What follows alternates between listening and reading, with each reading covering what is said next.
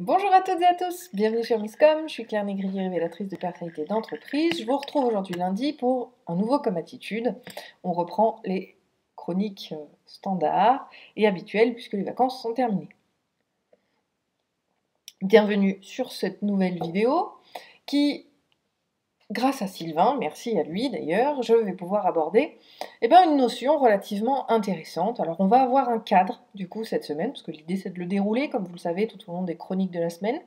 Et ça va être notre fil rouge. Mais on va parler du sujet que j'ai pu présenter là, comment trouver et fédérer une communauté de collaborateurs. Mais c'est pas uniquement... comment dire, c'est pas quelque chose de flou, ça va être quelque chose de très défini, d'accord? C'est vis-à-vis d'un projet. Et je vous propose, pour faire un petit peu différente d'habitude, de vous présenter le cadre et l'objectif pour pouvoir dérouler correctement toutes les émissions à suivre. Alors bien sûr, on peut transposer cette situation dans d'autres cadres, hein. Ça peut être par rapport à sa communauté de prestataires, ça peut être tout un tas de sujets que l'on va pouvoir transposer à travers cette pseudo-étude de cas précise. Et donc si vous avez des questions, surtout n'hésitez pas à les poser en commentaire, même en replay ou sur YouTube, vous êtes les bienvenus. D'ailleurs, la question de la semaine, est-ce que c'est quelque chose qui vous prend la tête, l'histoire d'animer sa communauté? Parce que ça pourrait faire office d'un sujet. Donc je vous propose d'aller directement dans le vif du sujet, comment trouver et fédérer une communauté de collaborateurs. Donc, mise en situation. Sylvain cherche à identifier et trouver des infirmières et des aides-soignantes par rapport à un projet qu'il a. Son objectif, c'est de référencer et d'avoir au même endroit un groupe de personnes, donc un groupe d'infirmières, d'aides-soignantes, qui vont venir constituer l'offre de son projet. Donc il y a plusieurs notions là-dedans. Il y a le fait de trouver les collaborateurs, d'accord, trouver ces infirmières, trouver ces aides-soignantes, et il y a le deuxième point qui va être de les fédérer.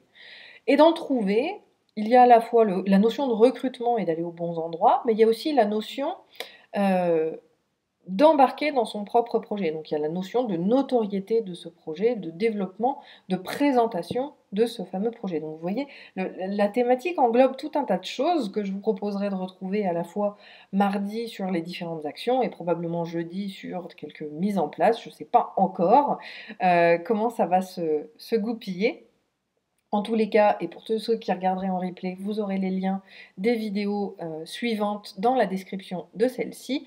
Et donc aujourd'hui, on voit comment trouver et fédérer cette communauté de collaborateurs. Ça peut être encore une fois pour vous, pour transposer l'idée, ça peut être des commerciaux, ça peut être des fournisseurs, ça peut être des collaborateurs que vous auriez à côté, hein, comme moi par exemple, je m'entoure aussi de personnes qui vont être compétentes dans les compétences que je ne maîtrise pas, et ça peut être effectivement des cibles relais qui nous permettent de toucher des clients finaux. Donc on a plein de segmentation et de niveaux de compréhension et d'application vis-à-vis de ça, donc il faut vous l'approprier et voir ce qui est bon pour vous. Donc le premier point, c'est comment trouver. Il y a donc cette double notion, à la fois d'identifier les bonnes personnes, d'identifier les bons lieux où on va les retrouver, et une notion de présentation de projet, puisque l'idée c'est de les faire adhérer pour qu'ils fassent partie de cette fameuse communauté. Donc le premier point, c'est trouver où se retrouvent les professionnels. Donc là, je vais prendre le parfait exemple pour Sylvain. D'accord. Aujourd'hui, petite information, il ne faut pas non plus juger uniquement par les réseaux sociaux. Sortez des réseaux, ça veut un peu dire aussi, sortez vos dos du cul, dans le sens où, de toute façon, on n'aura pas le choix que d'aller les chercher individuellement. On ne peut pas faire du groupé, on ne peut pas faire de la pub pour ce type de choses. Les projets, ça va se chercher, ça demande beaucoup de sueur, beaucoup d'efforts, beaucoup d'énergie à aller chercher les bonnes personnes et de les convaincre de nous suivre. Donc ça, on ne peut pas automatiser les choses, ça ne sert à rien, d'accord? Et c'est quand même un point essentiel à avoir en tête quand on lance ce type de projet. Donc là, concrètement, qu'est-ce qui va se passer? C'est de trouver ces personnes-là au bon endroit, d'avoir préalablement préparé un document qui va présenter brièvement ou de manière animée, peu importe, faites comme il vous semble le plus logique, le plus qualitatif et le plus aisé, un support qui va présenter les choses. Parce que le présenter de vive voix, c'est bien, mais quand on a un support visuel qui vient s'associer à notre discours, c'est toujours beaucoup plus porteur. Une fois que ce mini contenu, cette mini présentation va être créée, on va pouvoir aller chercher les gens, parce que si toutefois on trouve des gens intéressés, il va falloir être opérationnel sur la présentation. Si on digitalise, même si c'est individualisé, si on digitalise cette recherche, mettons sur LinkedIn, d'accord, on va aller rechercher ceux dont le profil est écrit, donc aide-soignante et infirmière, on va rentrer en contact avec elles et on va tout simplement leur parler de ce projet-là et leur proposer une petite présentation de ce projet. Cette présentation étant soit un document, soit un entretien, ou que sais-je, vous aurez préalablement défini le support de présentation. Donc comme je l'ai dit, justement, comment trouver ces personnes-là? Alors on va les chercher, oui, sur les réseaux sur lesquels ils sont censés être, d'accord? Une infirmière qui utiliserait Facebook, elle n'utilise pas Facebook d'un point de vue professionnel, pas comme moi sur Misscom, pas comme moi sur les groupes dans lesquels je suis.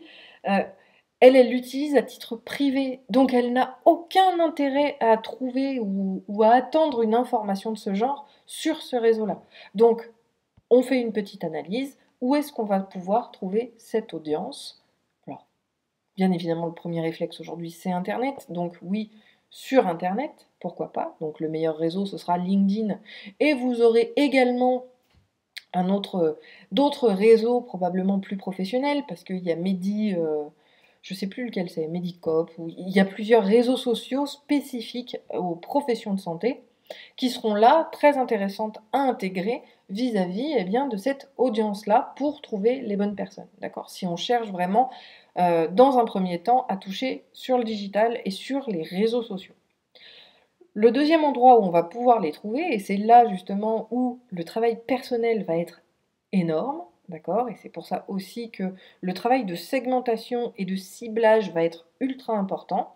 Donc par exemple pour le cas de Sylvain vis-à-vis de ses aides-soignantes et de ses infirmières, la première étape de son projet va être de le faire uniquement sur l'île, et je dirais même uniquement au niveau du quartier, d'accord? Sur le quartier, on va avoir plusieurs possibilités, hein. Les MAPI, pages jaunes et compagnie, où la plupart d'entre elles vont apparaître, ou un certain nombre, mais comme la publicité est interdite dans ces professions-là, là où on va les trouver, c'est sur l'ordre des infirmiers, c'est sur l'ordre des aides-soignants. Comme l'ordre des médecins, l'ordre des avocats, l'ordre des comptables, l'annuaire est en ligne et vous avez toutes les coordonnées de ces professions. Donc, un moyen très très simple d'aller référencer toutes les personnes qui sont dans tel quartier de l'île ou sur l'île, puisqu'on va élargir progressivement, sur l'île, on va taper l'île dans le moteur de recherche de l'ordre des infirmiers et de l'ordre des aides-soignants, et on aura la liste de toutes ces personnes-là. Ce qui va créer, on reprend un process finalement de recrutement comme pour les prospects, ça devient des prospects non pas clients, mais des prospects collaborateurs, et on va aller les démarcher de manière personnalisée, de manière personnelle, individuelle, pour leur proposer, leur parler de ce projet-là. Alors bien souvent, et surtout par les temps qui courent, c'est loin d'être facile. Mieux vaut, alors moi je suis très friande du téléphone, parce que parler, avoir une voix, donner sa voix, échanger avec la personne, même si elle n'a pas le temps, ça a un côté beaucoup plus humain qu'un mail qu'on va supprimer automatiquement. Donc moi, c'est pour ça que je vous dis que le travail personnel est beaucoup plus important à faire. L'investissement personnel est énorme, mais en même temps, le jeu vaut la chandelle. Il faut avoir les moyens de ses prétentions, comme je le dis toujours. Donc si on veut trouver des personnes, des infirmiers, pour le cas, on reprend vraiment notre cas concret, des infirmiers, des aides-soignantes qui seraient OK pour intégrer un réseau, qui seraient OK pour faire partie de cette communauté-là, alors on va leur poser directement la question. On va pouvoir filtrer aussi et hiérarchiser le tunnel, hein. C'est un tunnel d'acquisition. Vous voyez, on parlait de tunnel de vente il y a quelques semaines, où je vous disais que les tunnels de vente, c'était pas uniquement sur Internet, et où on était loin d'être uniquement ciblé sur de la vente. Un nouvel exemple tout à fait concret, on a un tunnel d'acquisition en termes de collaborateurs, collaboratrices qui pourront intégrer un projet que l'on a. Et c'est un tunnel, malgré tout, d'acquisition, puisque on va partir d'une présentation générale. Et du coup, selon l'intérêt de la personne, on va pouvoir aussi affiner les choses. C'est-à-dire, est-ce que ça l'intéresse? Est-ce qu'elle veut en faire partie? Quelle solution je vais mettre en place si elle décide ou si elle me répond qu'elle veut en faire partie? Est-ce que je crée un groupe? Comme je viens de le dire, par rapport à la profession, Facebook, c'est quand même pas quelque chose des plus inspirants pour ces personnes-là. Enfin, en général, elles sont peut-être sur quelques groupes d'infirmières par rapport à leur localité, mais elles ne seront pas forcément plus à même que ça de gérer les choses sur Facebook. Donc, quel va être le moyen de communication le plus efficace où on pourra rassembler tous ces professionnels-là? Il faut faire tout le chemin de A à Z, à la fois du recrutement jusqu'à la fin du recrutement et à l'animation du réseau, pour pouvoir identifier les bonnes choses. Alors ça, c'était une première approche. Une deuxième approche, un deuxième point, même si on le développera probablement davantage demain, ce qui va être quels sont tous les moyens de rentrer en contact avec ces gens-là. La deuxième possibilité va être effectivement de faire nos fameux, vous savez, les fameuses études de marché dont on parle et où tout le monde nous balance leur questionnaire. On va être un petit peu dans cette démarche-là, c'est-à-dire qu'on va rentrer dans les réseaux, comme je le disais, sur Facebook, il y a quand même une sœur qui est infirmière, donc je sais qu'il en existe. Vous avez des groupes quand même d'infirmières entre elles, d'infirmières libérales. Sur d'autres réseaux, probablement que ça existe aussi, mais intégrer ces groupes-là pour proposer, pas une étude de marché, mais un questionnaire vis-à-vis de cette activité-là, pour, à la fois faire connaître votre projet, appréhender, approcher les personnes et les professionnels que vous souhaitez avoir dans votre réseau, d'accord, parce qu'il s'agit bien de la constitution d'un réseau, et deux, obtenir l'intérêt et les retours de ces personnes-là. Donc, par exemple, si vous faisiez partie des personnes intéressées par ce projet, où est-ce que vous aimeriez qu'on échange? Alors souvent, les questions ouvertes, c'est trop large et les gens ne savent pas forcément répondre. Mais par exemple, faire des QCM, des questions à choix multiples. Est-ce que vous préférez un groupe Facebook? Est-ce que vous préférez uniquement par email? Est-ce que vous préférez un réseau social indépendant? Voilà, c'est là aussi où on va à la fois toucher les gens, les informer de notre projet, les faire, pourquoi pas, adhérer à son projet, et donc travailler sur la fédération ensuite de ces personnes-là.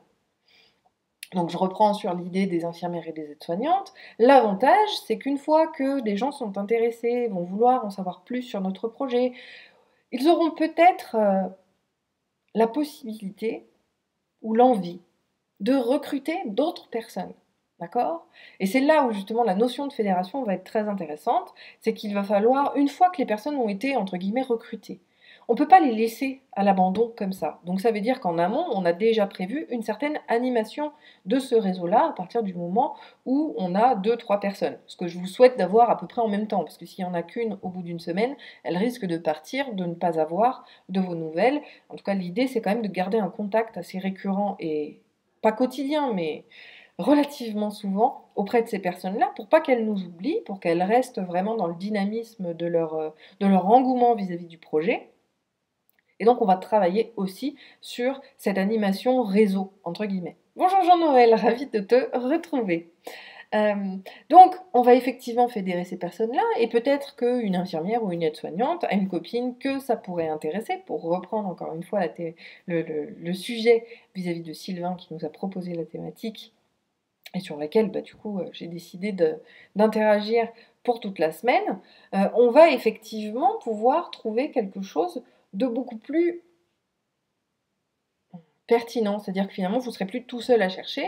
Si une personne est intéressée, elle connaît peut-être d'autres personnes qui vont être intéressées, et donc les intégrer dans la démarche de recherche de collaborateurs, et ça marche pareil pour les fournisseurs, ça marche pareil pour les clients, ça marche pareil pour les prospects. Encore une fois, on peut transposer parfaitement cette stratégie à n'importe quel domaine à partir du moment où on va travailler sur l'humain et sur un aspect un peu communautaire. On va pouvoir les mettre à contribution pour que eux aussi puissent trouver des personnes qui vont être intéressées par notre propre statut. Par contre, et c'est vrai que c'est là l'important, la problématique de trouver, c'est ce qu'on appelle le patient zéro, Donc là, la première personne, ça va être de trouver effectivement le bon endroit et le bon moment pour aller le toucher. Comme je vous le disais, l'approche individuelle et de vive voix va être quand même la première et la plus importante. Maintenant, sur les réseaux sociaux, on pourra aussi éventuellement faire un post, même si ça s'adresse à tout le monde dans un groupe, ça reste quand même assez individualisé, même si pour moi, c'est pas le premier réflexe que j'aurais, puisque au titre d'infirmière, pour reprendre et simplifier, eh bien avec l'ordre des infirmiers, j'ai la liste de tous ceux du quartier que je souhaite toucher, donc je vais aller les appeler un par un pour, eh bien, un, savoir s'ils sont dispo, deux, savoir si on peut convenir d'un rendez-vous et discuter, échanger avec eux pour leur parler de ce projet-là.